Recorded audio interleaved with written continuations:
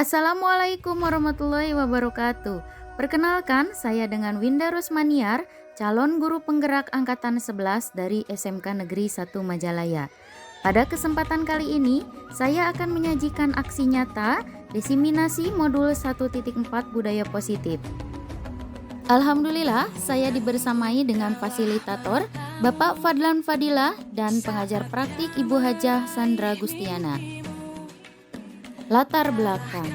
Salah satu upaya yang dapat dilakukan oleh sekolah dalam meningkatkan kualitas pendidikan nasional adalah menerapkan budaya positif.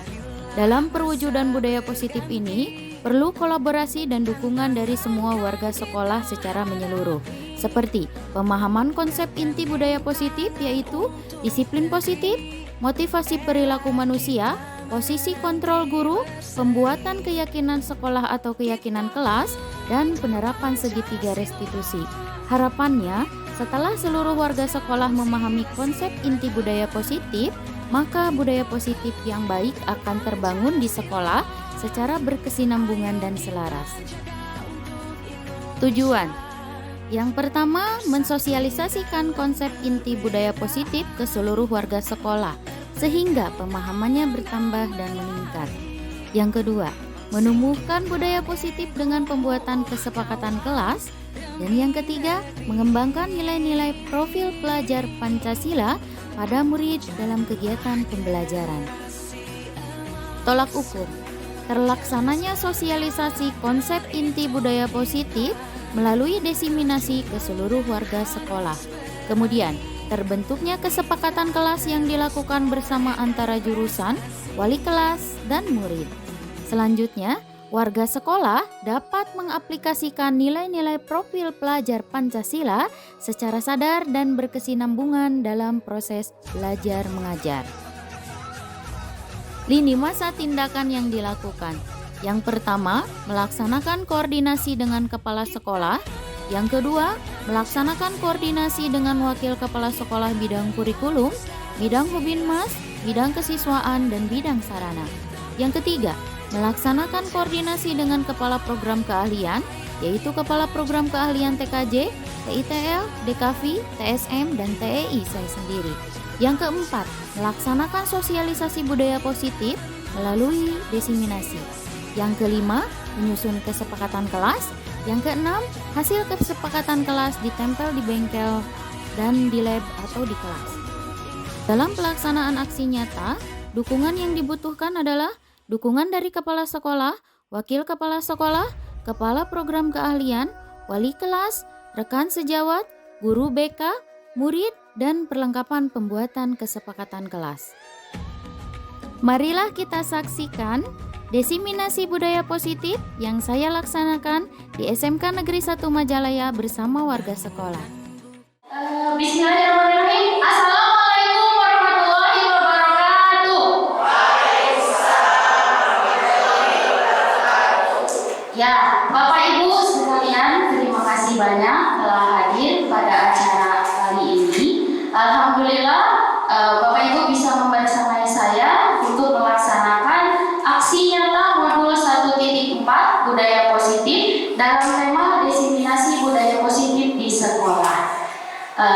Pertama-tama izinkan saya menyampaikan rasa terima kasih sebanyak-banyaknya kepada Bapak Kepala Sekolah atau yang mewakili, dalam hal ini Ibu Lilis Mariati sebagai Ketua Komunitas Belajar Cerdik di SMKN 1 Majalaya, kemudian kepada Bapak Wan Ramdhani selaku Wakasek bidang kesiswaan yang telah hadir dari staf Bu Priska, kemudian Bapak Ibu Kapro yang telah hadir juga dan yang mewakili dari jurusan teknik instalasi tenaga listrik, kemudian ada dari DKV. Terima kasih banyak.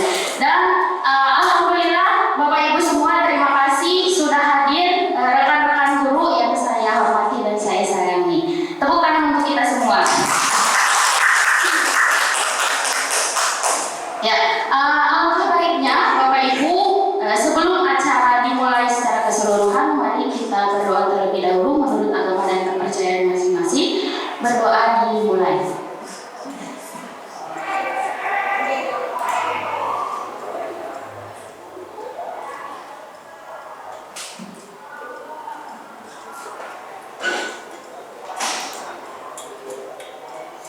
Berdoa selesai. Untuk mempersingkat waktu, saya akan memberikan kesempatan kepada Bu Delis Mariati untuk memberikan sambutan pada acara kali ini. Selanjutnya akan dibantu oleh saya untuk acara designasi yang akan diterangkan urutan langkah yang akan kita laksanakan dalam kegiatan ini. Terima kasih. Kepada Bu Delis Mariati dipersilakan.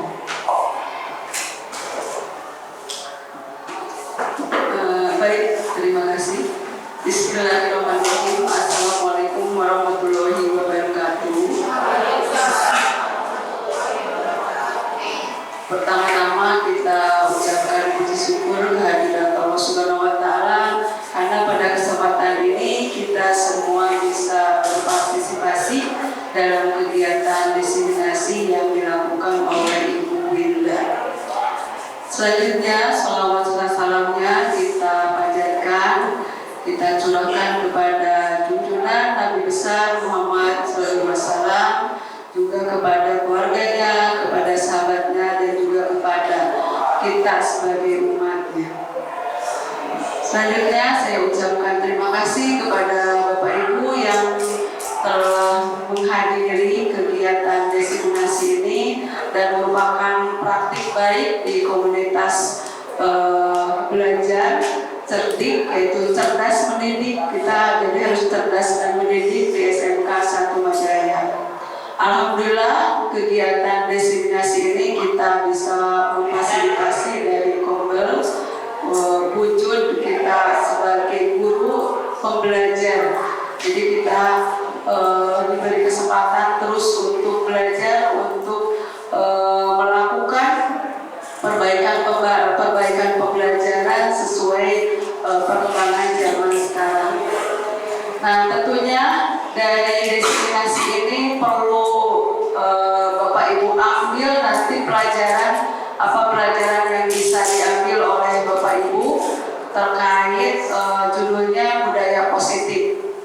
Budaya positif ini untuk saat ini penting kita bahas, penting kita pelajari karena menyangkut pribadi dan karakter atau soft skill anak-anak yang semakin kesini semakin menurun, sehingga kita perlu trik atau metode cara bagaimana meningkatkan perilaku tersebut dengan budaya positif.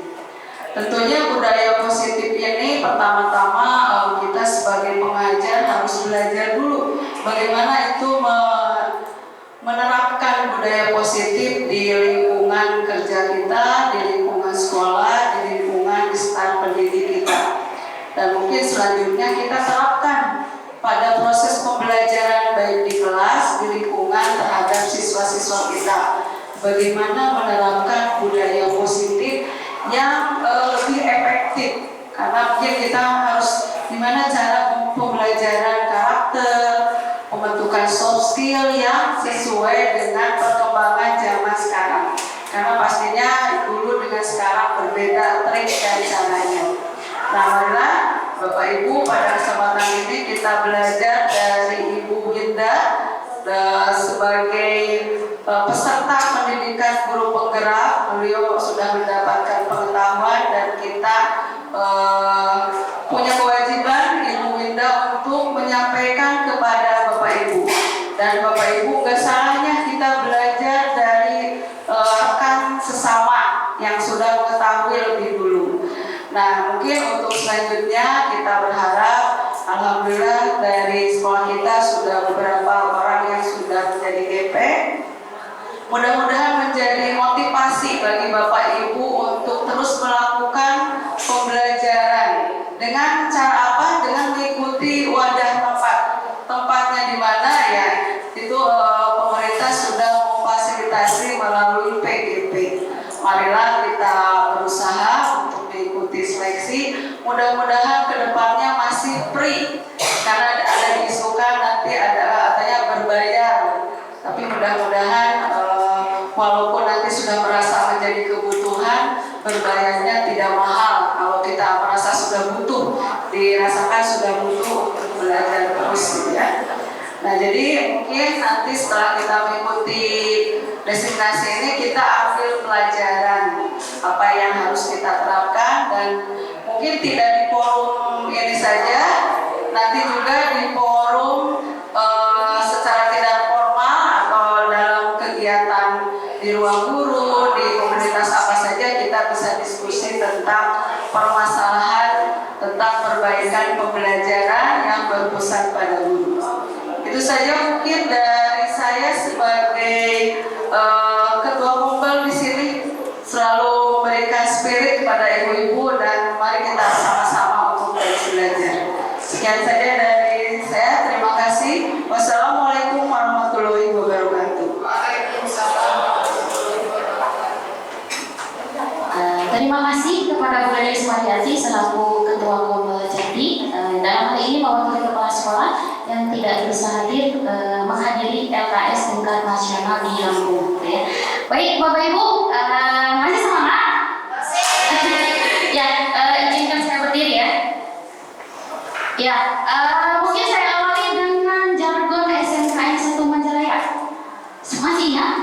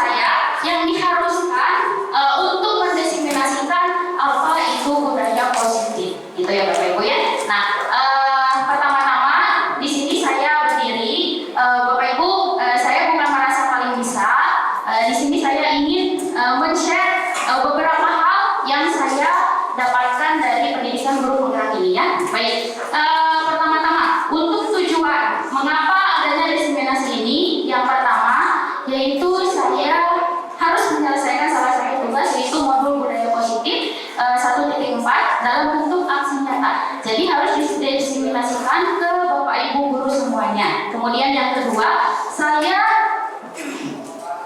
ingin berbagi ilmu yang saya dapatkan di pendidikan guru penggerak angkatan 11 ini berupa beberapa hal yang nanti akan saya terapkan dalam bentuk konsep inti, gitu ya. Kemudian yang ketiga, saya ingin mengajak Bapak Ibu semua untuk berkolaborasi bagaimana membangun budaya positif yang ada di sekolah kita, terutama kita SMK untuk membangun budaya positif yang baik itu seperti apa?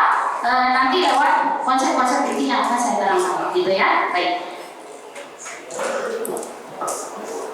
Nah, Bapak Ibu, sebelum kita mulai ke materi, saya punya beberapa pertanyaan untuk Bapak Ibu, terdiri dari 4 pertanyaan. Bapak Ibu boleh menjawabnya sejujur-jujurnya saja. Gak apa-apa, nggak usah takut. Misalnya jawabannya nanti berpengaruh ya, saya nanti gimana gitu pada saat pembelajaran ya. Oke, yang pertama, yang akan saya tanyakan, pemberian hukuman dapat mendisiplinkan siswa, betul atau tidak Bapak Ibu? Siapa yang setuju? Acungkan tangannya. Oke, saya ulang pertanyaannya. Pemberian hukuman dapat mendisiplinkan siswa. Yang setuju acungkan tangannya. Pak Ahmad, Bu Belani, Pak Beni. Oke, terima kasih. Yang tidak setuju berarti yang tidak mengacungkan tangan ya. Oke. Yang kedua, pertanyaannya. Pemberian hadiah dapat meningkatkan prestasi siswa. Betul atau tidak Bapak Ibu? Betul ya? Oke, acungkan tangan coba. Wah, banyak. Terima kasih. Oke. Yang ketiga, pertanyaannya. Guru harus mampu memberikan solusi untuk setiap siswa yang bermasalah.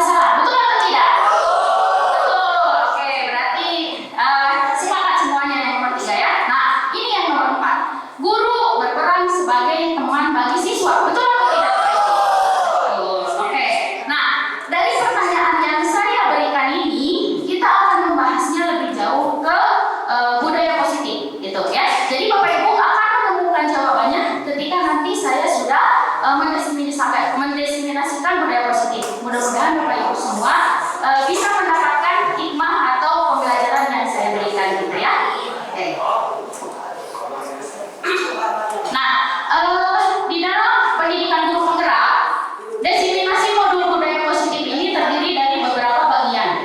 Di sini yang pertama, bagian yang pertama adalah perubahan paradigma pembelajaran.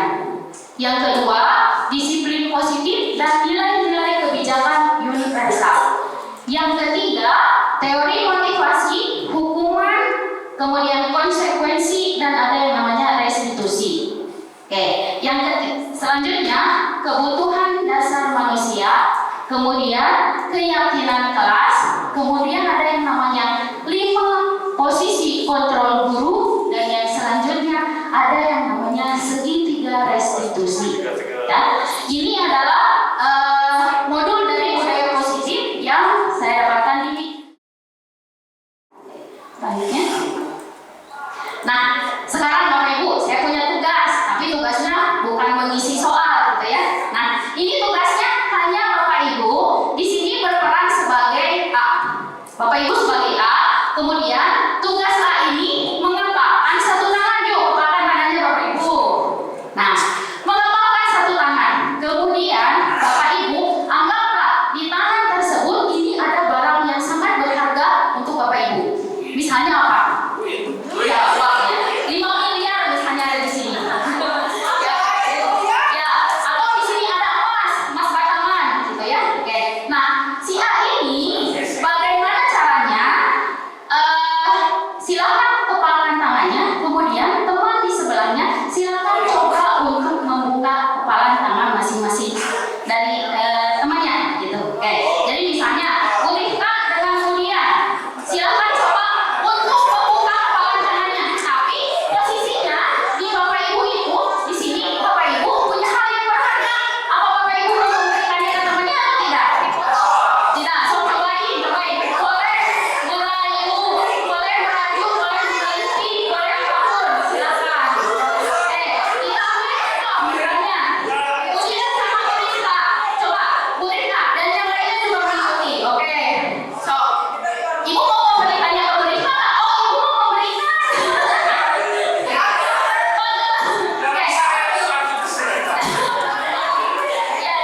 Oke. Yang lainnya bagaimana? Yang lainnya bagaimana? Diberikan kan ke temannya itu kepalanya ada di tangan kalian? Anu soleh. Oke. Ya. Kalau 1.000 diberikan, tapi kalau 5 miliar tidak akan pernah ya. Begitu Bapak ya. Nah, Bapak Ibu mengenai tugas ini, jadi Bapak Ibu ketika tadi mengepalkan tangannya masing-masing, kemudian kepalan tangan tersebut Ibu kepalkan karena Ibu punya hal yang berharga dari Bapak Ibu semua, kemungkinan Bapak Ibu tidak akan pernah memberikannya kepada orang lain kan? Tidak. Oke, tidak. Nah, inilah yang kita lakukan kepada murid. Jadi murid itu tidak bisa dikontrol oleh siapapun, termasuk kita sendiri, gitu. Yang saya maksud seperti itu, ya. Jadi, kalaupun misalnya masih ada siswa, ketika kita kontrol dengan berbagai peraturan, tapi siswa tersebut ternyata tetap melanggar. Nah, itulah yang namanya kontrol dari diri masing-masing yang timbulnya dari motivasi dirinya masing-masing. Masih ada Bapak Ibu kalau misalnya kita memberikan tugas ada yang tidak mengerjakan? Ada, ya sama saya juga ya. Nah, itulah yang namanya kontrol diri yang memang tidak bisa diatur seperti itu, ya. Oke, selanjutnya. Nah, berkaitan dengan budaya positif. Budaya positif ini memiliki pengertian. Jadi ini adalah perwujudan nilai-nilai atau keyakinan universal yang ada di sekolah. Nilai-nilainya kira-kira baik atau tidak Bapak Ibu? Contohnya, berikan contohnya. Nilai yang baik itu seperti apa Bapak Ibu? Menghargai. Oke. Jadi harus menghargai satu sama lain. Yang lainnya, apalagi Bapak Ibu? Saling memberikan motivasi. Betul. Yang lainnya Bapak Ibu? Toleransi. Nah, itulah nilai-nilai yang baik. Itu bisa menjadi budaya positif karena diwujudkan melalui perwujudan dari nilai-nilai yang kita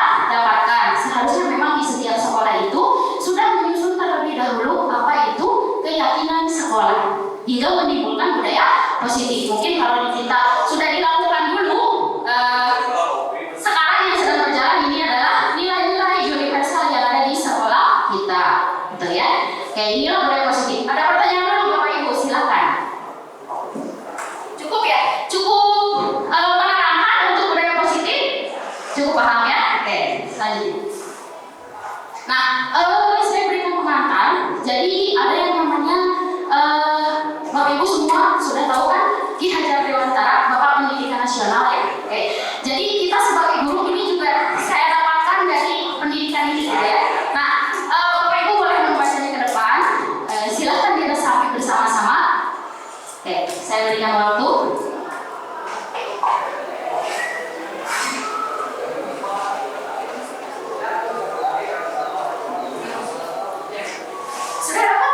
Sudah dapat intinya Bapak Ibu? Sudah. Adakah satu orang yang mau menjelaskan kembali inti dari tujuan pendidikan yang disampaikan oleh Ki Hajar Dewantara? Siapa? Ayo. Hei Bu, silakan Bu.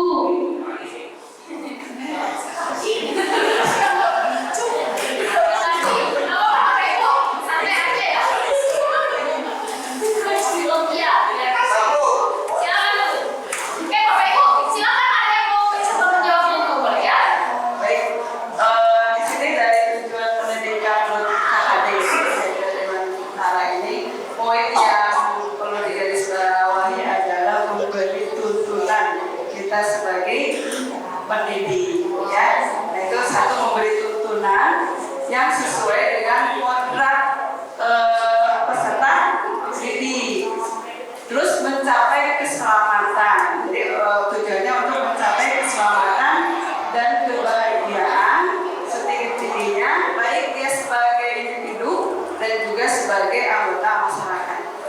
Ya, itu saja. Ibu ya, luar biasa ya Ibu gepek kita. Ya, Bapak Ibu ada lagi? Mungkin dari bapak-bapak, ibu-ibunya sudah? Sama aja. Sama aja.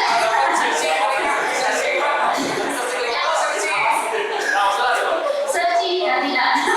Oke, baik Bapak Ibu, betul yang disampaikan Bu Lisma. Jadi kita sebagai pendidik ini seyogianya mulai dari sekarang untuk tujuan pendidikan itu mengacu ke Ki Hajar Dewantara, yaitu kita melakukan proses tuntunan kepada anak-anak supaya mencapai keselamatan dan kebahagiaan yang setinggi-tingginya gitu. Jadi bukan hanya dalam bentuk nilai saja anak-anak itu diberikan, tetapi tuntunan potensinya, kemudian bakatnya, minatnya itu harus dituntun oleh kita. Jadi PR kita banyak ya. Seperti itu ya. Bagaimana Bapak Ibu? Ada pertanyaan dulu? Cukup. Oke.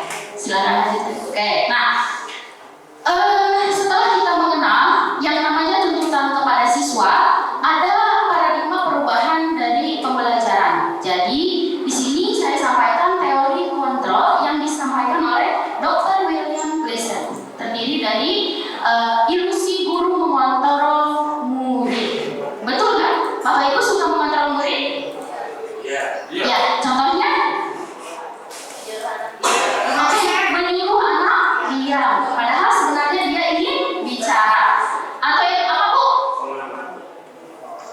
Guru mengontrol murid, awalnya kita mengakses kehadiran guru. Kehadiran siswa mungkin ya Bu ya? Oke.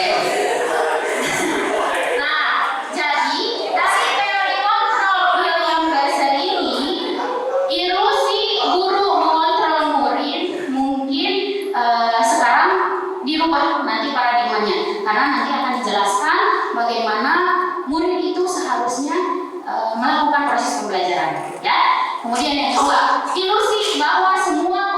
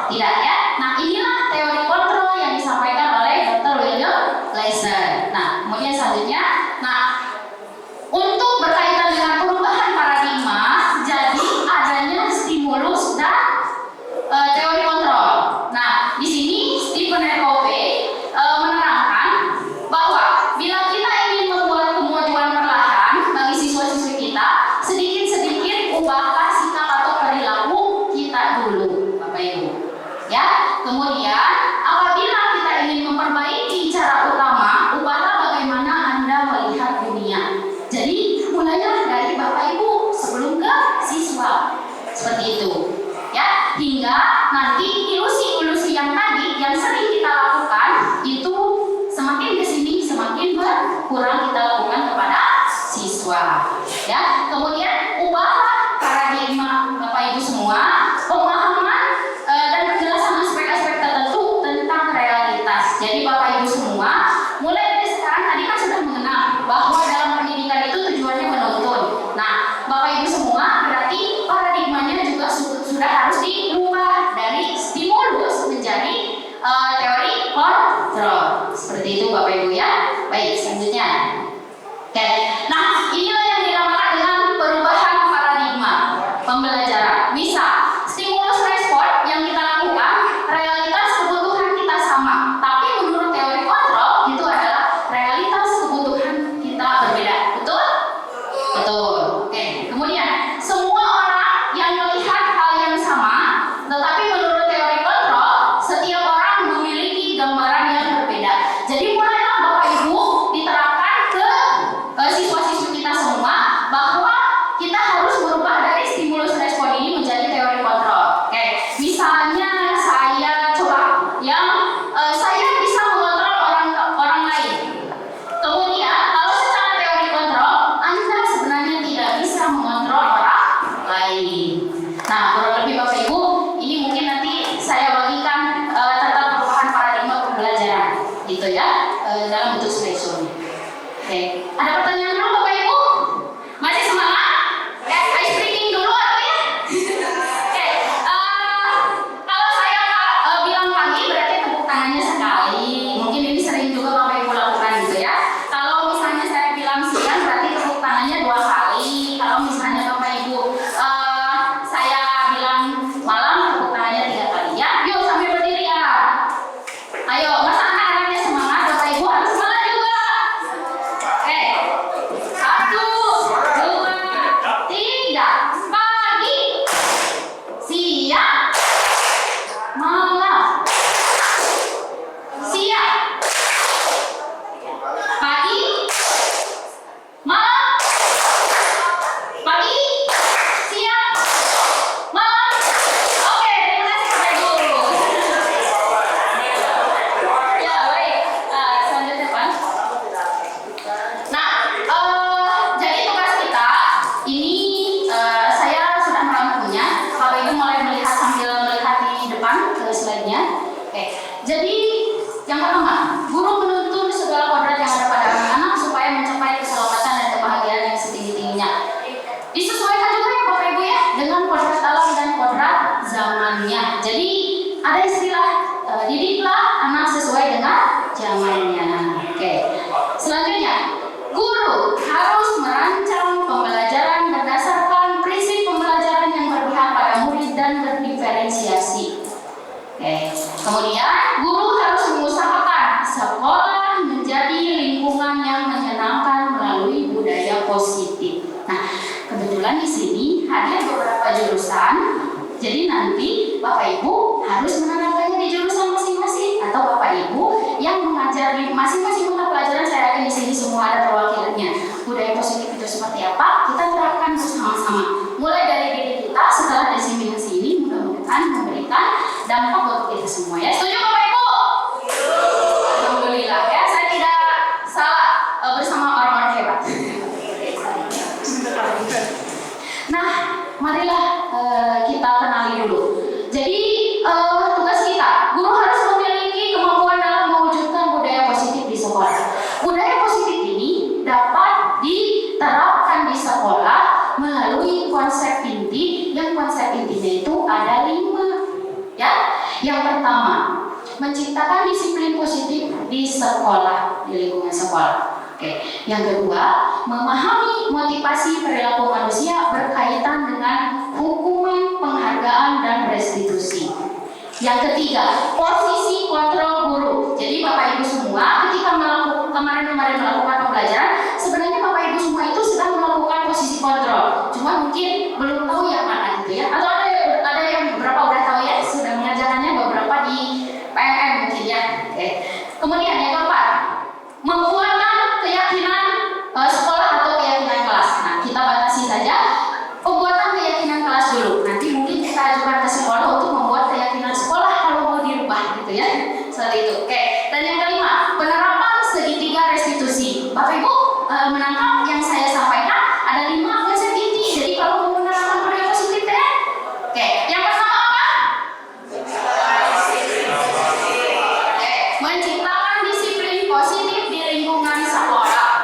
Yang kedua apa Bapak Ibu?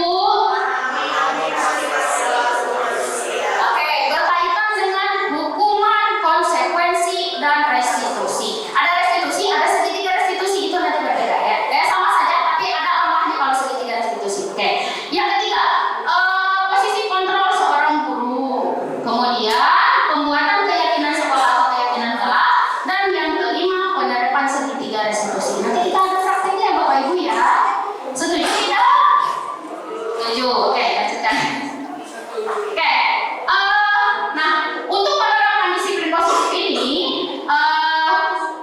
disiplin untuk anak-anak, menerapkan disiplin diri pada anak-anak agar mereka bertanggung jawab dan memiliki kesadaran diri berdasarkan nilai-nilai kebajikan. Kemudian yang kedua, anak-anak juga diajarkan untuk dapat mengontrol diri dalam melakukan suatu tindakan. Dan yang ketiga, disiplin diri pada anak akan membangun motivasi. Motivasinya intrinsik, bukan berdasarkan paksaan, pujian, atau hukuman. Gitu. Ya. Jadi diarahkan disiplin positif ini supaya membangun motivasi dalam dirinya sendiri dulu. Motivasi intrinsik. Oke, jadi dari dalam diri siswa-siswi semua. Oke. Nah, ini nilai-nilai kebajikan. Apa sih nilai-nilai kebajikan teh? Ya, oke. Nilai kebajikan adalah sifat positif manusia yang merupakan tujuan mulia yang ingin dicapai setiap individu. Itu, oke. Nilai tersebut bersifatnya universal, bisa lintas bahasa, suku, bangsa, agama maupun latar belakang. Oke. Tapi untuk pendidikan di sekolah, nilai-nilai kebajikan yang ingin dicapai oleh pendidikan di Indonesia adalah profil pelajar Pancasila. Berapa dimensi Bapak Ibu? Nah, yang pertama, beriman dan bertakwa kepada Tuhan Yang Maha Esa. Kedua, mandiri. Ketiga, bernalar kritis. Yang keempat, berkebinekaan global. Yang kelima, bergotong royong dan kreatif. Inilah nilai-nilai dari kebajikan universal. Jadi dari nilai-nilai ini bisa dibentuk dalam bentuk budaya positif. Oke. Nah, selanjutnya ada yang mau ditanyakan dulu mengenai nilai-nilai kebajikan? Sudah cukup ya? Pokoknya intinya diarahkannya untuk profil pelajar Pancasila. Nah, Bapak Ibu, saya ingin bertanya. Bapak Ibu, silakan lihat. Kalau untuk motivasi perilaku manusia ini, motivasi perilaku manusia dibagi menjadi 3. Kira-kira Bapak Ibu aja ini Maya, dari 3 ini seringnya Bapak Ibu itu melakukan atau terdorongnya yang mana motivasinya? Wah, hebat. Yang ketiga, untuk menjadi orang yang mereka inginkan dan menghargai diri sendiri dengan nilai-nilai yang mereka percaya. Oke. Wes, tepuk tangan untuk Pak Gungun. Apakah Bapak Ibu ada motivasi yang pertama, misalnya untuk menghindari ketidaknyamanan atau hukuman, pernah tidak Bapak Ibu? Misalnya apa? Takut tunjangannya dipotong ya. Iya. Takut nggak? Takut. Oke. Jadi itu adalah salah satu motivasi di dalam diri untuk menghindari ketidaknyamanan atau hukuman. Apakah pernah Bapak Ibu motivasi dalam dirinya terbangun? Yang kedua, pernah tidak? Untuk mendapatkan imbalan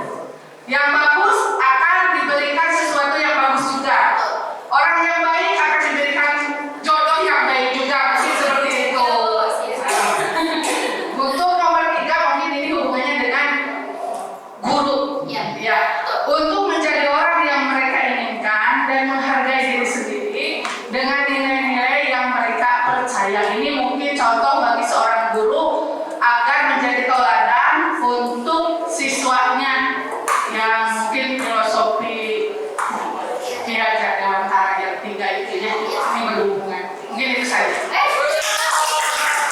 Terima kasih Bu Diah. Kepada Bu Diah terima kasih banyak sudah menjelaskan. Ya, Bapak Ibu, jadi karena tadi mungkin dari Bu Diah juga sudah ada dijelaskan beberapa poin ya. Nah, kalau yang pertama untuk menghindari ketidaknyamanan atau hukuman itu motivasinya terbangun dari intrinsik atau ekstrinsik?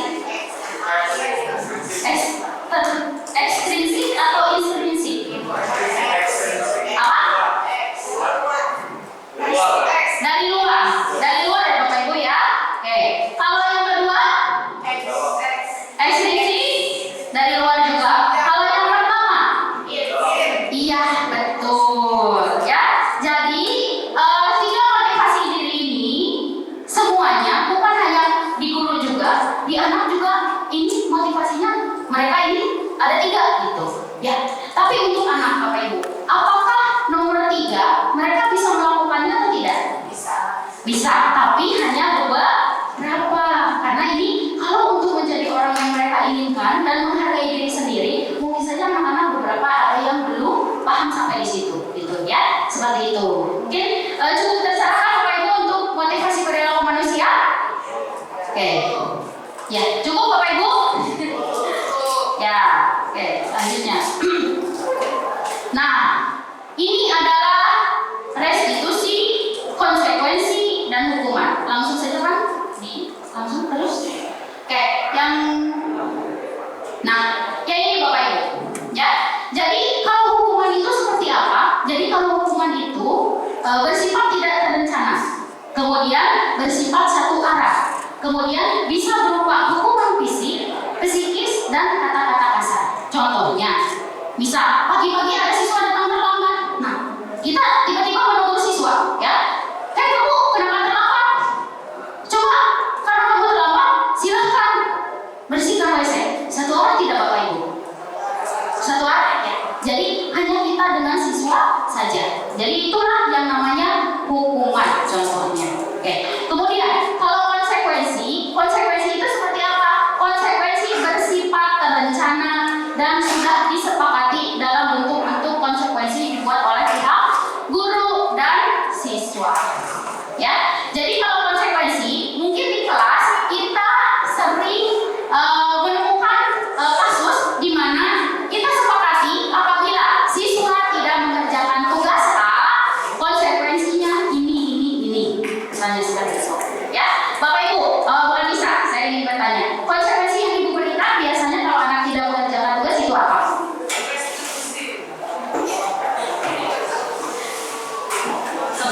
Konsekuensi kalau anak tidak mengerjakan tugas. Bisa, ada anak buah bisa tidak mengerjakan tugas. Konsekuensinya lari keliling lapangan. Ini konsekuensi atau hukuman Bapak Ibu? Ini konsekuensi atau hukuman Bapak Ibu? Hukuman. Kalau sudah disepakati sebelumnya berarti itu masuk konsekuensi. Tapi apakah baik atau tidak Bapak Ibu? Kalau tidak mengerjakan tugas dilarikan.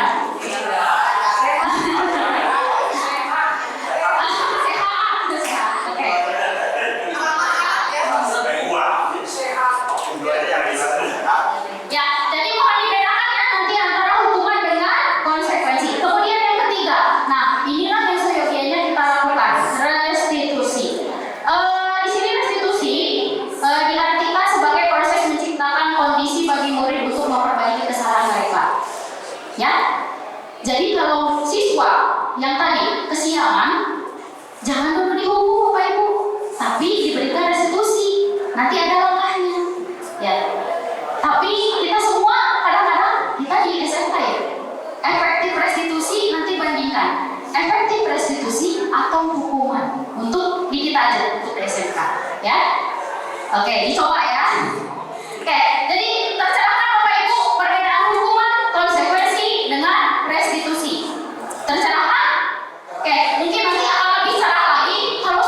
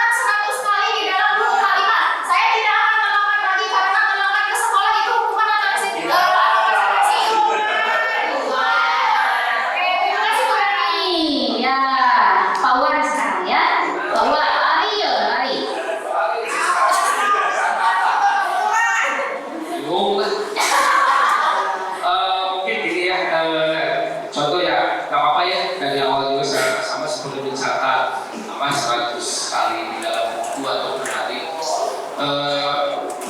ya kalau misalkan mendadak kan itu masuknya ke hukuman ini ya, kalau tidak ada perencanaan mungkin di awal. Tapi kalau misal ini kan kita membuat dulu kesepakatan di kelas gitu, ternyata dari terlambat, kita sudah buat komitmen di awal, kalau terlambat harus mencatat 100 kali, dan itu juga masuk ke konsekuensi yang ini. Nah itu maksudnya gitu ya. Nah kalau untuk rally pemilihan lapangan, jujur saja ya, ini mungkin lebih ke hukuman. Hukuman ya? Baik, ya betul Pak Wan. Terima kasih. Oke, sekarang ada Ibu Santi, Ibu Mangga nomor 3. Nomor 3, membersihkan coretan yang dibuatnya di meja tulis. Menurut saya itu konsekuensi. Betul.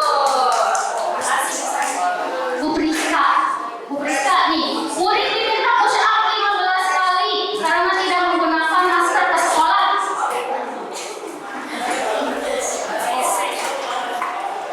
Bu Priska mah langsung aja ya semuanya ya sama Bu Priska. Boleh Pak? Oke, tutup berdiri. Mereka murid diminta untuk push up 15 kali karena tidak menggunakan masker ke sekolah. Ini jelas hukuman. Oke. Terus berdiri di depan kelas sambil mengangkat kaki 1 karena tidak bisa menjawab pertanyaan. Hukuman juga. Membersihkan WC karena merusak pensil teman. Ini hukuman juga. Lari keliling lapangan karena terlambat 10 menit saat pelajaran PJOK. Guru PJOK? Lain kan? Hukuman juga sama. Terima kasih Bu Priska. Ya, jadi Bapak Ibu, dari contoh-contoh kalimat ini kita bisa menyimpulkan mana yang termasuk hukuman, mana yang termasuk konsekuensi.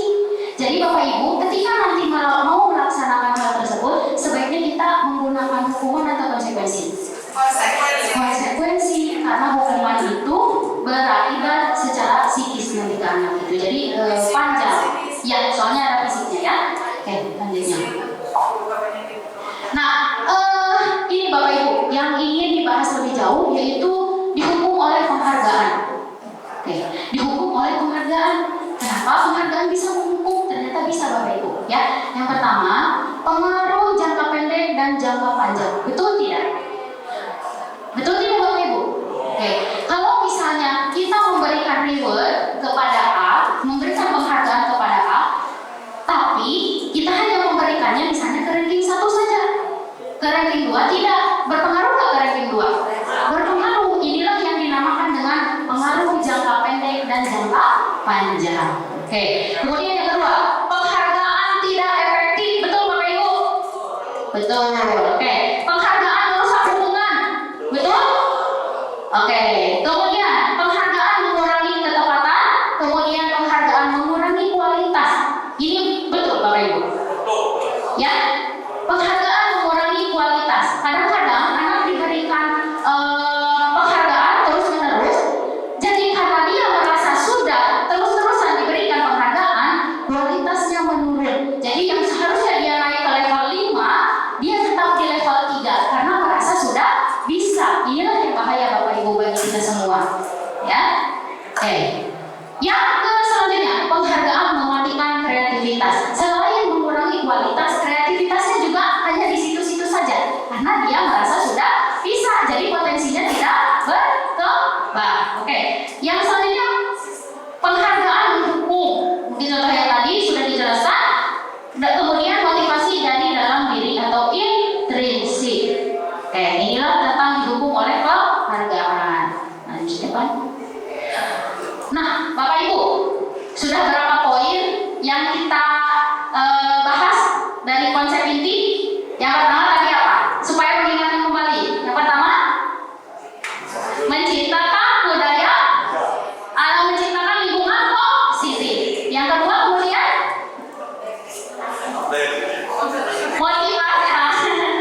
motivasi ya, motivasi. Kemudian yang ketiga disiplin positif. Tadi apa? Lupa lagi. Hukuman, konsekuensi.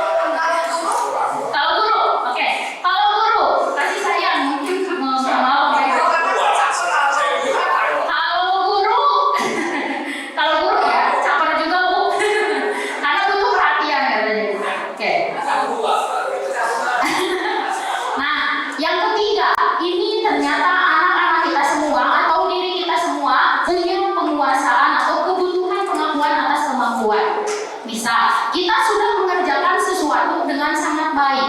Kadang-kadang kita hanya butuh diberikan rewardnya hanya dalam bentuk sudah selesai ya, pujian dan lain sebagainya. Seperti itu. Oke.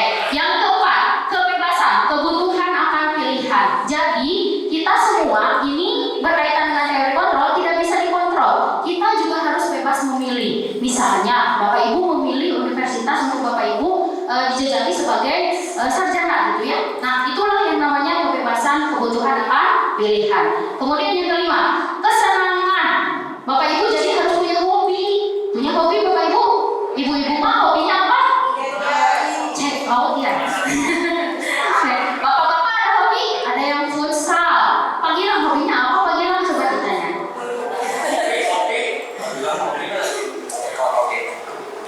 Kalau hobi saya ngoprek sih Bu. Iya. Ngoprek banyak hal, elektronik, IT gitu. Banyak Bu. Ya, jadi Bapak Ibu kenali ya 5 kebutuhan dasar manusia pada anak mulai dari sekarang. Mungkin kemarin-kemarin sih sudah, cuman sekarang udah tahu kan ada 5. Ada buat bertahan hidup, ada kasih sayang, ada untuk pengakuan, kemudian ada untuk kebebasan sama kesenangan. Ya, saya lanjut. Nah, ini Bapak Ibu, saya minta bersama-sama balik Pak Dika. Ya, Pak Dika. Sini Pak Dika, mau ke depan. Ini. Sini Pak Dika. Isi kantong di belakang. Oke, ini masuknya 5 kebutuhan yang mana ya? Pertama misalnya aku senang Pak Ibu jalan-jalan dengan ibu guru.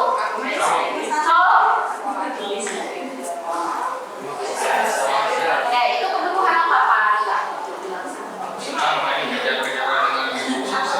Ya.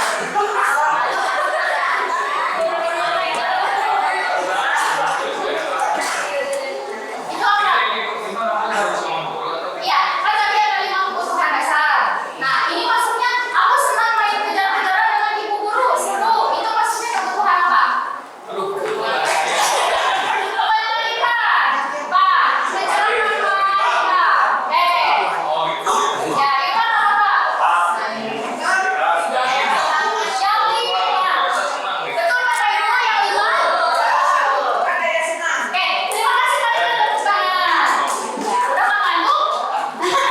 Oke, Bu Putri sekarang. Kalau yang kedua, ini masuknya ke ke 5 kebutuhan dasar yang mana? Ibu kejar aku karena ibu guru sayang aku. Ini antara kasih sayang dari orang yang diterima atau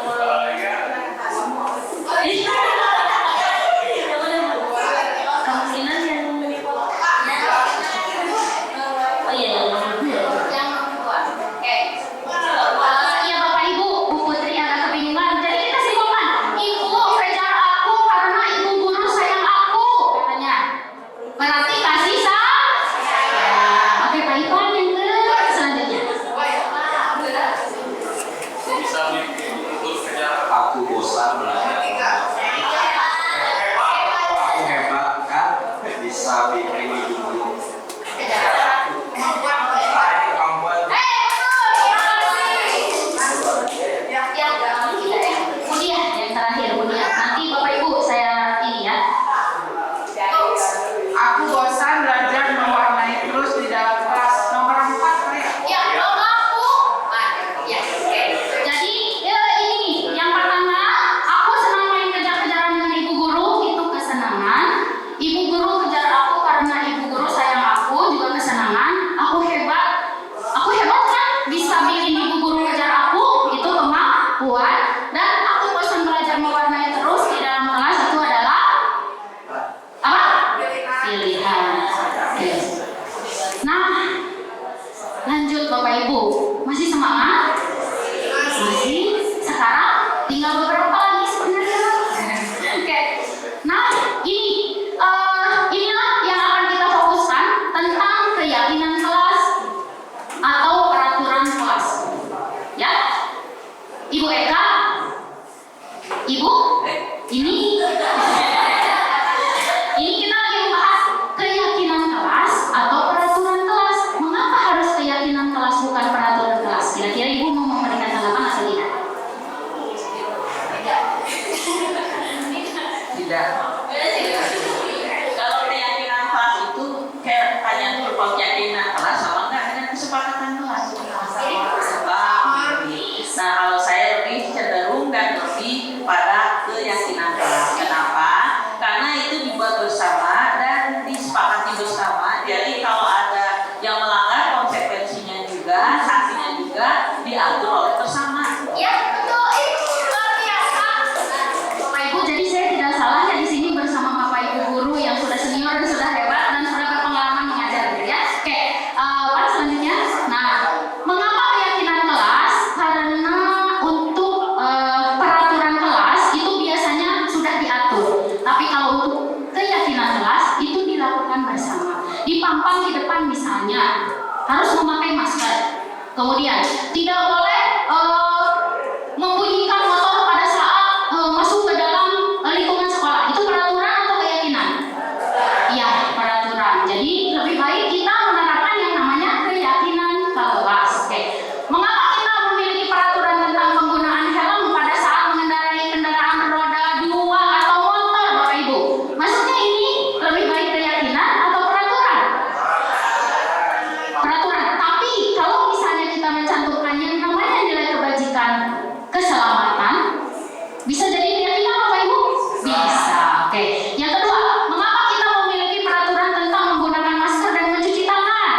Nah, ambil kesimpulannya Bapak Ibu. Kalau ini dalam bentuk peraturan, berarti keyakinannya adalah kalau menggunakan masker buat apa? Kesehatan. Itu, ya. Nah, iya betul, Pak Pede. Oke. Lanjutnya Pak. Oke, keyakinan kelas dibuat berdasarkan kesepakatan antara guru dan siswa. Betul yang tadi disampaikan Bu Eka, dan bersifat universal. Peraturan biasanya dibuat oleh guru, bersifat satu arah atau oleh sekolah, ya, itu. Nah, ini prosedur keyakinan kelas. Bapak Ibu, ini kita praktekkan, tapi setelah saya menjelaskan yang namanya segitiga restitusi. Ya, setuju bagaimana Bapak Ibu?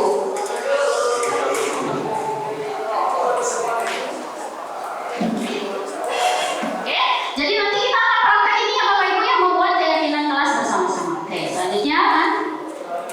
Terus, nah ini 5 posisi kontrol guru. Oke, jadi 5 posisi kontrol guru ini ada yang satu penghukum, yang kedua pembuat merasa bersalah, yang ketiga teman, yang keempat pemantau, dan yang kelima manajer. Saya tampilkan dalam bentuk video contohnya Bapak Ibu ya.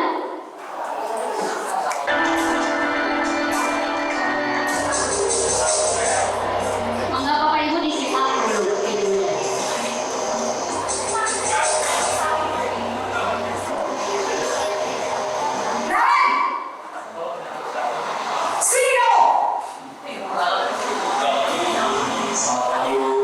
Selalu terlambat. Kamu deh, pasti terlambat. Apa coba? Alasan kamu apa lagi? Kapan sih kamu tidak terlambat? Malas sekali ya kamu jadi anak. Dasar pemalas. Gak kapok-kapok sih kamu. Sudah berapa kali terlambat? Sana, kamu keliling lapangan basket 2 kali. Kenapa saya harus ke lapangan basket, Bu? Kenapa?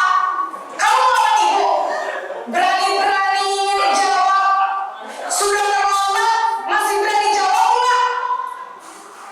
Sekarang, keliling lapangan basket 5 kali sekalian. Biar kapok. Cepat. Pergi sana ke lapangan basket. Posisi begitu biasanya berbicara dengan nada tinggi. Ya, Bapak Ibu, jadi kira-kira itulah gambaran ketika kita melaksanakan proses menghukum kepada siswa. Nada suaranya tinggi kan ya Bapak Ibu ya? Oke, baik nggak buat siswa? Kurang baik, betul.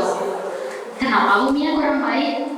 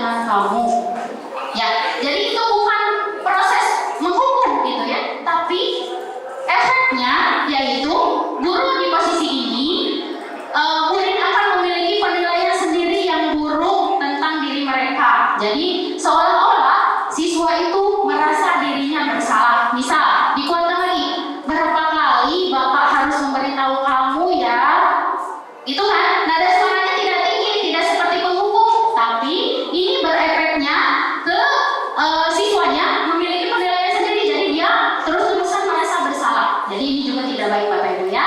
Oke, selanjutnya. Oke, yang teman sekarang. Oke. Misal, guru pada posisi ini tidak akan menyakiti murid, namun akan tetap berupaya mengontrol murid melalui persuasi. Pak Dika ya biasanya seperti ini ya. Pak Dika, ayo betul Pak. Gitu ya. Oke, terus ayo ingat tidak bantuan Bapak selama ini gitu ya, misalnya seperti itu.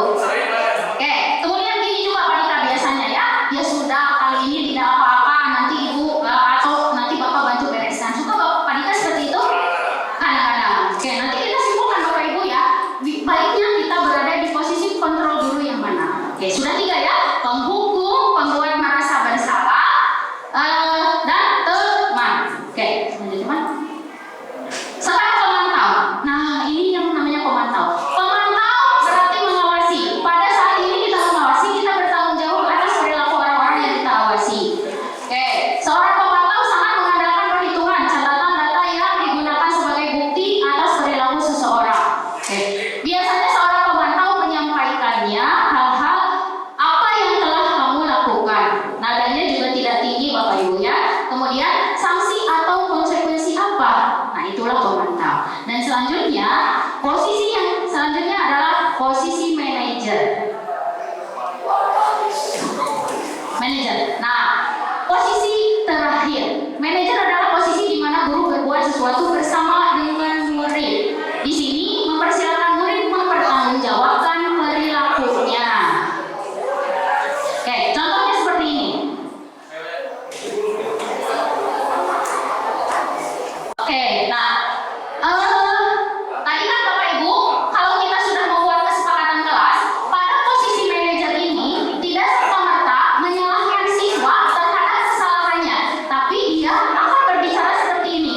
Apa yang kita yakini, kita akan kembalikan ke keyakinan kelas kita. Yang tadi kata Bu Eka, karena ini sudah disepakati oleh guru dan siswa, maka kesepakatan atau keyakinan ini akan dilakukan selamanya selama proses pembelajaran berlangsung.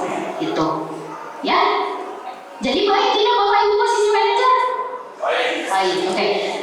Nah, saya ingin bertanya, pada posisi mana sebaiknya kita lakukan kontrol terhadap murid? Ada yang bersedia memberikan tanggapannya, yang belum diutamakan. Siapa? Ya, siapa? Bu Krisna mau? Oke, kita simpulkan bersama-sama saja kalau tidak ada. Berarti pada posisi apa sebaiknya kita melakukan untuk diterapkan di SMK?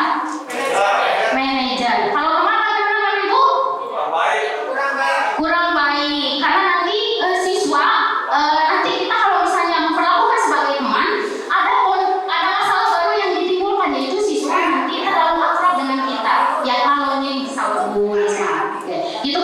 Jadi disimpulkan ya, 5 posisi kontrol: penghukum, pembuat merasa bersalah, teman, kemudian manajer. Itu yang harus kita lakukan adalah sebagai manajer. Oke. Nah, sekarang tiba ke segitiga restitusi. Oke. Segitiga restitusi kembali lagi.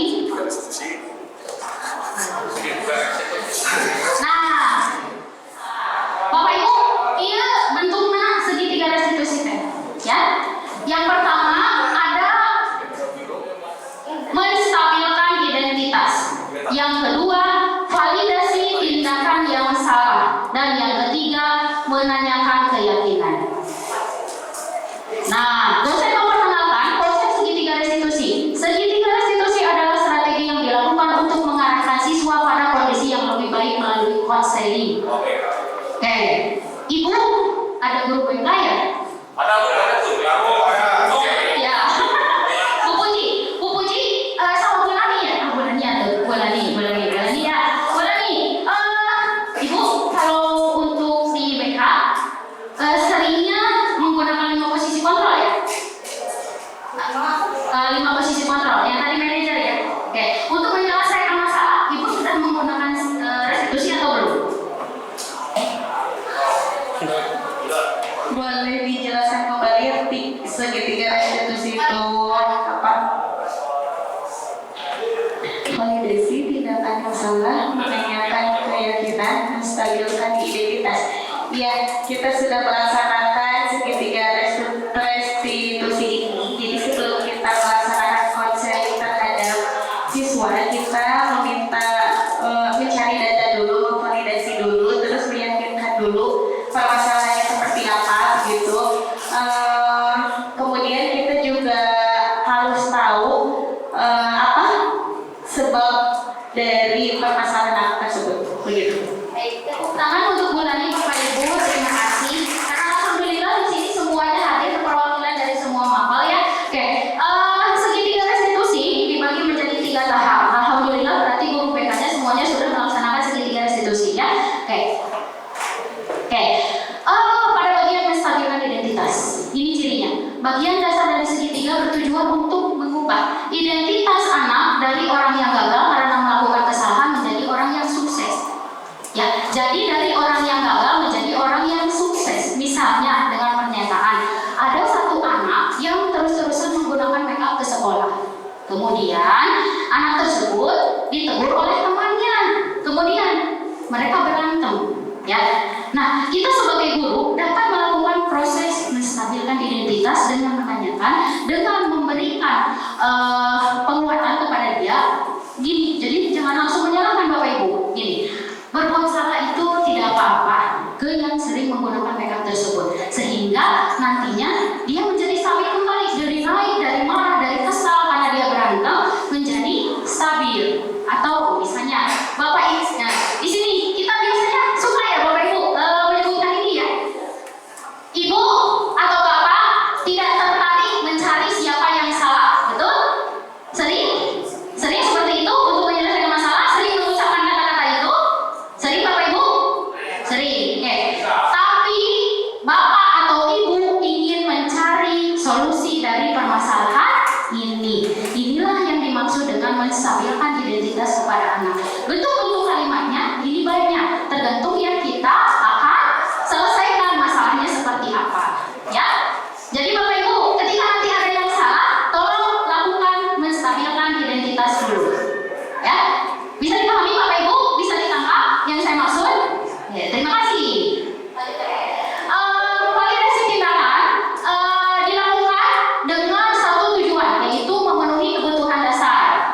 Misalnya seperti ini, setelah kita membuat menstabilkan identitas anak-anak, kita memvalidasi tindakan yang salah dari mereka. Misalnya tadi kan ada yang memakai makeup, kita sudah bilang berbuat salah itu tidak apa-apa. Kita ulangi kembali di validasi tindakan. Kamu pasti punya alasannya mengapa melakukan hal itu kan? Sering Bapak Ibu bertanya seperti itu kepada anak? Sering ya? Atau misalnya kamu patut bangga pada dirimu sendiri karena kamu telah melindungi sesuatu yang kamu yang penting buatmu. Misalnya dia mempertahankan harga dirinya karena tidak ingin disalahkan terus-menerus kenapa memakai makeup. Ya, jadi kita sebagai guru melakukan langkah yang kedua, yaitu validasi tindakan. Tadi ada menstabilkan identitas, yang kedua validasi tindakan, dan yang ketiga ini adalah menanyakan keyakinan. Nah, ini kembali lagi, setiap tindakan kita dilakukan dengan satu tujuan, yaitu memenuhi kebutuhan dasar. Misalnya, kamu pasti punya alasan melakukan hal itu kan? Atau kamu patut bangga pada dirimu sendiri karena kamu telah melindungi sesuatu yang penting bagimu. Oke, terus kan? Oke,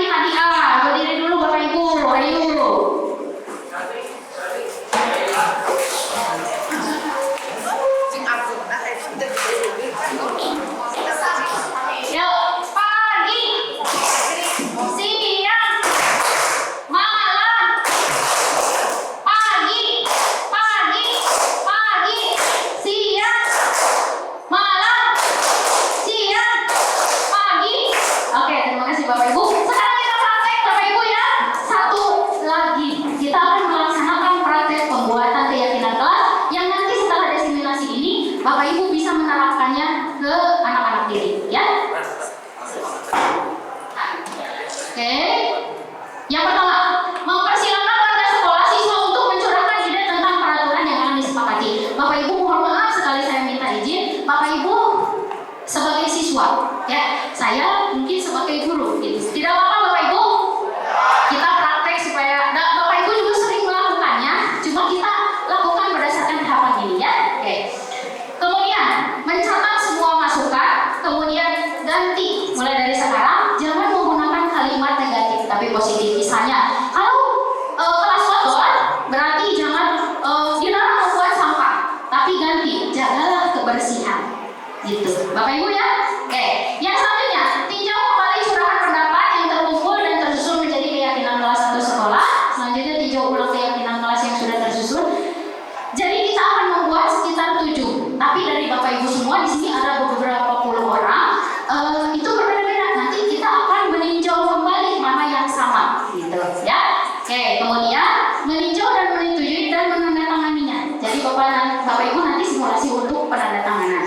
Selanjutnya keyakinan kelas ditempel di ruang kelas. Jadi usahakan untuk keyakinan kelas ini karena disepakati bersama itu ditempel di yang terlihat seperti di sana. Bapak Ibu jadi menempelnya akan di sana. Siap Bapak Ibu? Siap. Kalau begitu saya langsung bagikan sticky note-nya.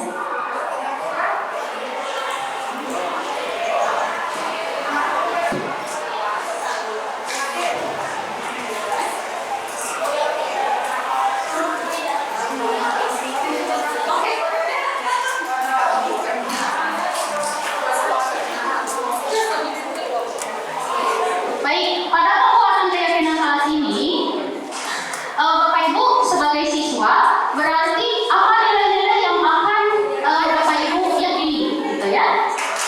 Poin-poinnya, misalnya yaitu tadi kelas kotor, berarti menjaga kebersihan dan lain-lain. Silakan utarakan pendapat dari Bapak Ibu semua. Nah, jadi kalau yang sudah Bapak Ibu, ayo boleh menempelnya ke sini. Nanti yang pertama, saya sudah melakukan tahap mempersilahkan warga sekolah untuk mencurahkan ide tentang peraturan yang disepakati. Kemudian nanti masukan Bapak Ibu akan dicatat. Kemudian kalau ada kalimat yang tidak positif, saya bersama-sama dengan Bapak Ibu akan menggantinya menjadi kalimat positif, ya. Kemudian nanti ditinjau kembali curahan pendapat yang terkumpul dan disusun dari keyakinan kelas ini. Kemudian tinjau ulang keyakinan kelas yang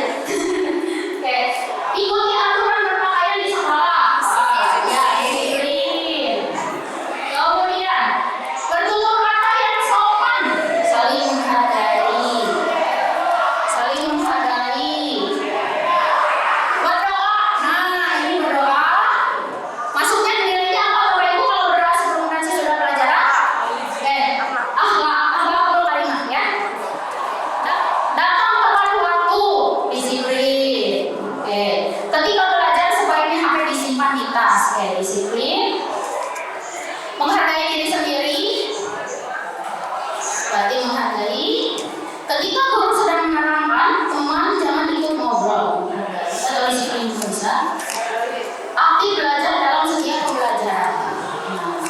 Aktif belajar nilainya mengerjakan tugas tepat waktu, disiplin, rasa aman adalah hak setiap orang. Oke. Berarti kenyamanan, boleh tidur selama 10 menit. Ini siapa ya? Boleh tidur nilai kewajibannya, tapi kalau disepakati bersama-sama dengan siswa ini bisa jadi gak apa-apa. Boleh tidur selama 10 menit, tapi nilainya nilai apa ini ya Bapak Ibu? Kesehatan. Kenyamanan. Kira-kira ini konotasinya negatif atau positif Bapak Ibu? Positif? Positif atau negatif Bapak Ibu? Positif. Kalau diganti menjadi boleh beristirahat bagaimana? Boleh istirahat aja gitu ya? Kayaknya ini belum bisa dimasukkan keyakinan kelas menurut saya ya. Jangan ya, boleh di skip satu ya, berarti ada. Nah inilah pemilahannya. Bapak Ibu jadi nanti memilah juga ya. Menjaga fasilitas kelas dan sekolah. Oke. Kenyamanan. Oke. Kemudian kelas yang nyaman, kenyamanan, bekerja sama dengan kelompok. Berarti kerjasama. Oke, Bapak Ibu, jadi saya sudah memperoleh nilai keyakinan kelas ya Ibu, terima kasih banyak. Keyakinan kelas yang sudah disepakati 1, 2, 3, 4, 5, 6, 7, 8. Oke, yang pertama banyaknya saling menghargai. Kemudian yang kedua disiplin. Kemudian yang ketiga kesehatan. Yang keempat berdoa, berarti akhlakul karimah. Yang kelima aktif belajar. Kemudian rasa aman, berarti kenyamanan. Kemudian menjaga fasilitas sekolah, kenyamanan juga. Dan bekerja sama, berarti kerjasama. Oke, tepuk tangan Bapak Ibu, terima kasih banyak ya. Ya, bagaimana Bapak Ibu sudah bisa membuatnya, menerapkannya mulai dari hari ini yang ada jam mengajar mungkin? Ya, oke, terima kasih. Oke, mungkin masuk ke sesi selanjutnya yaitu pertanyaan. Kebetulan sudah ada pertanyaan dari Pak Ahmad 1. Bapak Ibu ada yang mau bertanya lagi?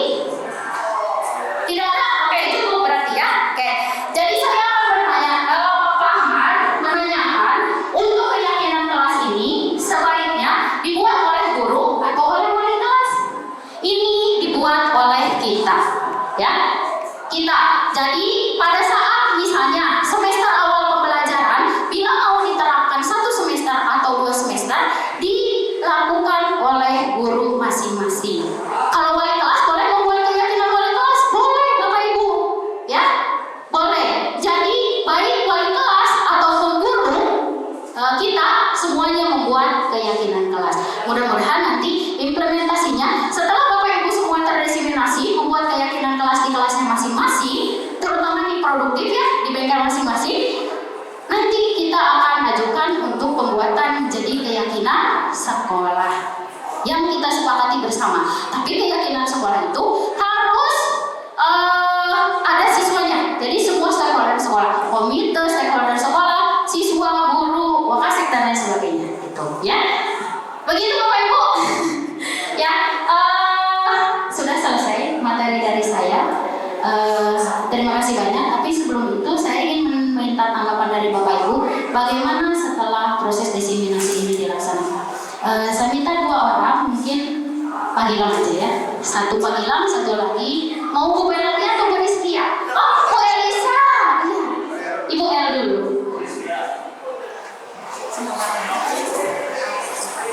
Tanggapannya? Bismillahirrahmanirrahim. Assalamualaikum warahmatullahi wabarakatuh.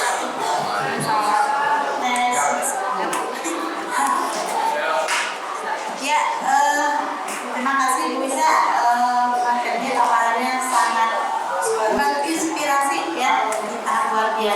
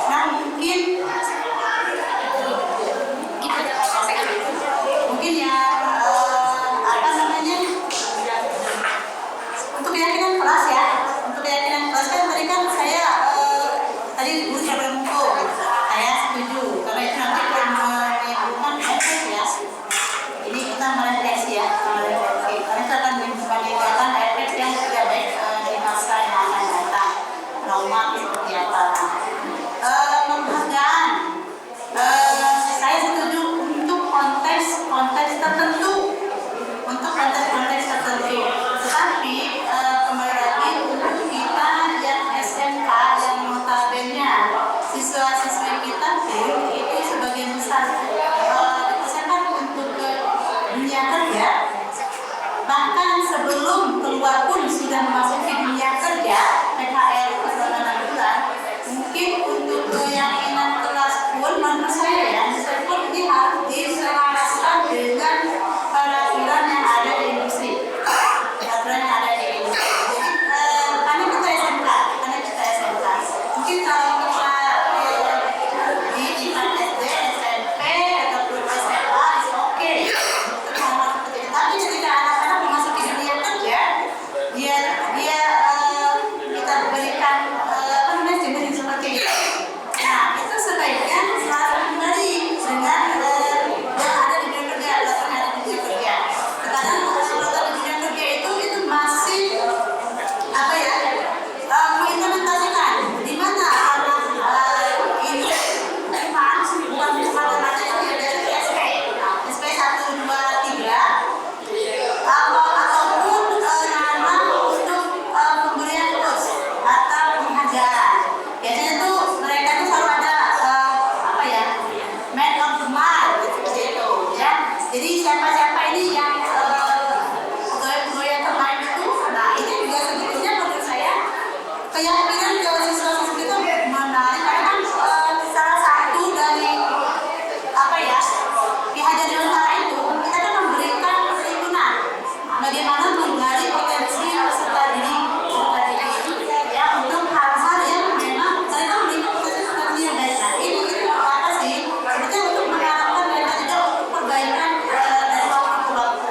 Saya setuju di sini ada apa ya, sistem kontrol dan manajer, karena selama ini yang tidak pernah kita lakukan kita itu batasannya biasanya mengukur dan menghargai. Tapi sistem kontrol berarti kan sistem kontrol ini kan baik yang melakukan kehilangan ketika dengan kesalahannya kehilangan karena keyakinan kelas sudah dibuatkan. Berarti kan dia tadi kan kalau dia kejadian kelas kan berarti ada hukuman harusnya ya, harusnya adanya di konsentrasi dan revisi, konsentrasi dan revisi. Nah dari sini sebetulnya kita sudah bisa nih kontrol ataupun dari manajer kita sudah bisa menghitung poin per poin seperti dia sudah oleh BK ataupun penyusunan. Jadi berapa nih poin anak ini revisi negatif ataupun revisi positif, sehingga setiap bulan itu nggak apa-apa kalau menurut saya ya gitu, karena anak-anak pun ketika di industri pun harus dibiasakan gitu. Bagaimana mereka tahu ini karyawan ini tuh manajemen gitu, karyawan yang terbaik gitu di bulan ini dengan kinerja terbaik, ataupun karyawan yang memang tadi mengalami pembinaan apalah dari yang di SP 1, 2 dan 3. Seperti itu sih, karena mungkin sudah digunakan karena kita SMK. Itu aja. Tepuk tangan Bapak Ibu. Nah, ini dari Bu Elisa. Jadi mulai dari sekarang mungkin untuk keyakinan kelasnya dari masing-masing jurusan nanti saya akomodir apa saja yang biasa diyakini di industri-industri. Salah satu industri nanti saya minta ke tiap jurusan supaya menjadi masukan bagi Bapak Ibu ketika nanti membuat keyakinan kelasnya. Seperti itu ya Bu Elisa ya. Baik, terima kasih, wah luar biasa. Satu lagi panggilan Bu Rizkia aja ya. Ibu boleh ke depan Ibu. Bu Rizkia ke sini.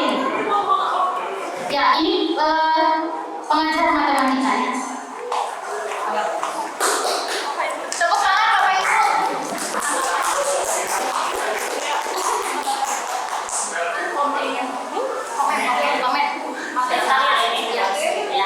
Terima kasih Bu Indah, tanggapan saya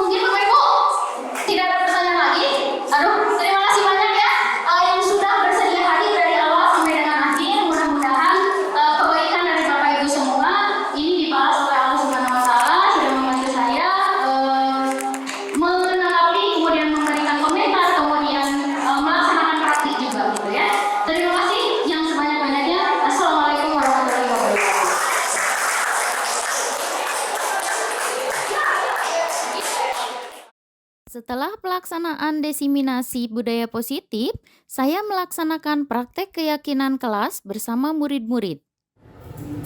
Ya, baik. Assalamualaikum warahmatullahi wabarakatuh.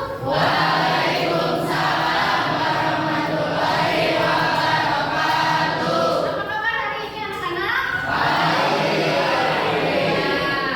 Anak-anak sudah tahu belum kalau kita punya jargon di SMKN 1 Majalaya? Ketika ibu bilang sekawan, kalian bilang apa? Tahu. Bilangnya sambil dikepalkan ya. Sekawan.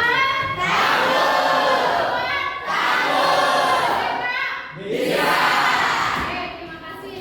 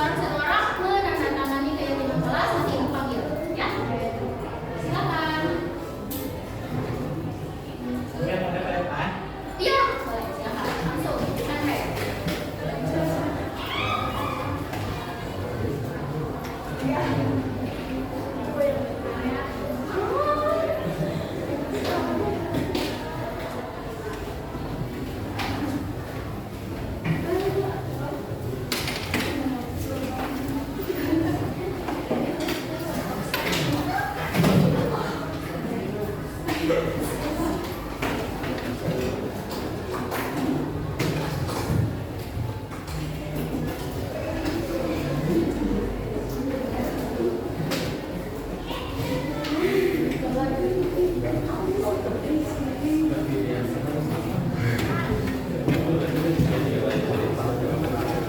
semua?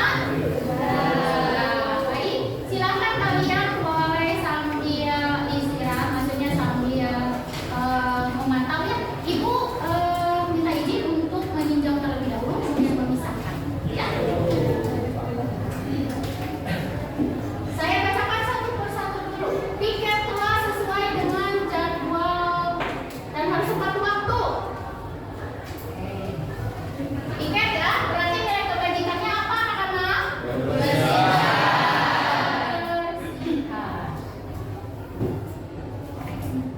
Kemudian dilarang mencoret-coret tembok, nilai kebajikannya?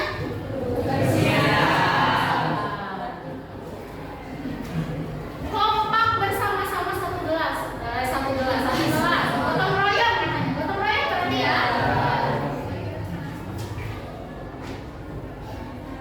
Menyimpan sepatu pada tempatnya maksudnya?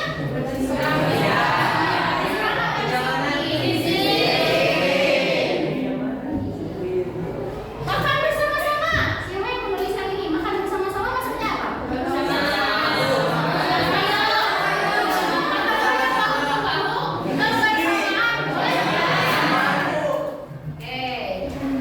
Kebersamaan. Dilarang membuang sampah. Kemudian melakukan piket sesuai jadwal. Disiplin. Semoga lebih kompak lagi. Kebersamaan. Piket bersama. Kebersihan aja ya. Ucapan kata tajwid. Terima kasih, permisi, maaf, boleh. Itu maksudnya apa? Kebersamaan ya. Bagus ini kelas ini. Kalian lebih mengutamakan kenyamanan. Harus berbicara sopan kepada guru. Menghormati. Selalu melaksanakan piket kelas. Disiplin. Membuka sepatu di dalam kelas. Disiplin. Membuka sepatu saat memasuki kelas. Disiplin. Piket tepat waktu. Disiplin. Melaksanakan salat zuhur bersama. Berarti ini 60 kali ya. Dimakin ya. Banyak sampah, banyak nyamuk, berarti kebersihan. Tidak telat, disiplin. Menjaga fasilitas kelas, kebersamaan. Tidak ada sampah di bawah meja, kebersihan. Saya ingin kelas yang kompak dan kalau ada sesuatu informasi langsung dikasih.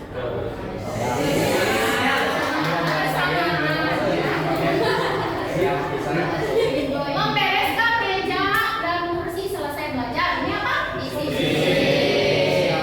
Simpanlah handphone di dalam tas atau kolong meja. Disiplin. Tidak boleh membuang sampah di kolong meja. Jangan membuang sampah sembarangan. Rapikan kembali fasilitas kelas. Disiplin. Tidak adanya siswa yang membuang sampah sembarangan. Disiplin. Harus selalu melaksanakan piket. Disiplin. Melaksanakan piket kelas sesuai jadwal. Disiplin. Harus saling tolong menolong. Berarti kebersamaan. Tapi boleh dicantumkan satu tolong menolong ya. Saling menolong. Hapus board setelah belajar agar tidak susah dibersihkan. Bersihkan. Toleransi masuk kelas 15 menit. Kalau ada yang telat ini? Oke. Masuknya berarti kedisiplinan ya. Oke. Saling menghormati dan kompak. Ya, anak-anak di sini sudah terbentuk keyakinan kelas yang akan jadi nilai keyakinan kita bersama, yang disepakati bersama pada saat proses pembelajarannya berlangsung selama 2 semester. Ya, setuju? Setuju. Oke, kita sama-sama simpulkan. Jadi nilainya untuk keyakinan kelasnya yaitu nilai kebajikannya yang pertama menjaga kebersihan.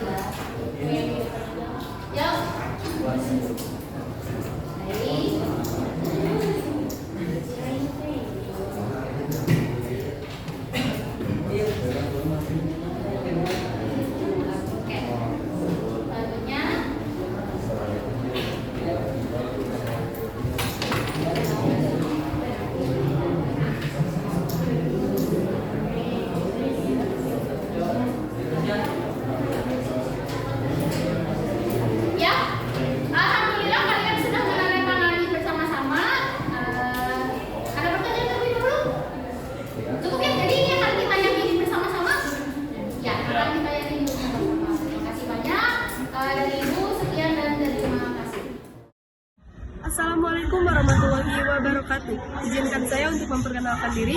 Nama saya Aini Nurizkia, perwakilan dari kelas 11 TI 1. Keyakinan siswa dibuat berdasarkan keinginan siswa dan kesadaran siswa-siswi untuk mewujudkan kelas impiannya.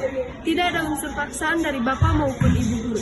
Keyakinan kelas dibuat sangat penting agar siswa-siswi termotivasi dan merasa memiliki kelas. Terima kasih kepada Ibu Winda telah membuat kesepakatan kelas di kelas kami. Wassalamualaikum warahmatullahi wabarakatuh. Assalamualaikum warahmatullahi wabarakatuh.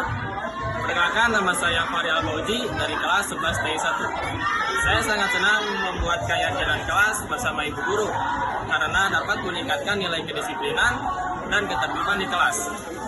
Saya juga dapat mengenal nilai-nilai kebajikan dari keyakinan kelas yang kami buat bersama-sama antara saya, teman-teman, dan guru. Terima kasih Bu Winda. Assalamualaikum warahmatullahi wabarakatuh. Alhamdulillah, pelaksanaan aksi nyata desiminasi budaya positif bersama warga sekolah telah saya laksanakan. Kemudian, saya juga telah melaksanakan praktek keyakinan kelas bersama murid. Berikut adalah refleksi kegiatan. Pelaksanaan desiminasi pada rekan-rekan guru dilaksanakan pada tanggal 22 Agustus 2024 bertempat di Aula SMK Negeri 1 Majalaya, Kabupaten Bandung, terdiri dari 31 orang rekan guru yang hadir pada kegiatan ini. Pembuatan keyakinan kelas bersama murid dilaksanakan pada 22 Agustus 2024 di kelas 11 Teknik Elektronika Industri 1. Alhamdulillah, murid-murid sangat senang dan antusias dalam pembuatan keyakinan kelas. Perasaan saya setelah melakukan aksi nyata modul 1.4 budaya positif, saya merasa sangat senang karena ilmu-ilmu yang saya dapatkan bisa saya desiminasikan ke rekan-rekan guru di SMK Negeri 1 Majalaya, sehingga saya berharap sekolah bisa menerapkan budaya positif dengan baik. Rencana perbaikan dan implementasi ke depan. Yang pertama, meningkatkan kerjasama dan melaksanakan kolaborasi dengan seluruh stakeholder sekolah untuk penerapan budaya positif. Yang kedua, menelusuri budaya positif yang ada dari dunia usaha dan dunia industri yang sudah bekerja sama untuk diadaptasi menjadi budaya positif jurusan. Yang ketiga, melakukan evaluasi terhadap kegiatan budaya positif yang dilaksanakan.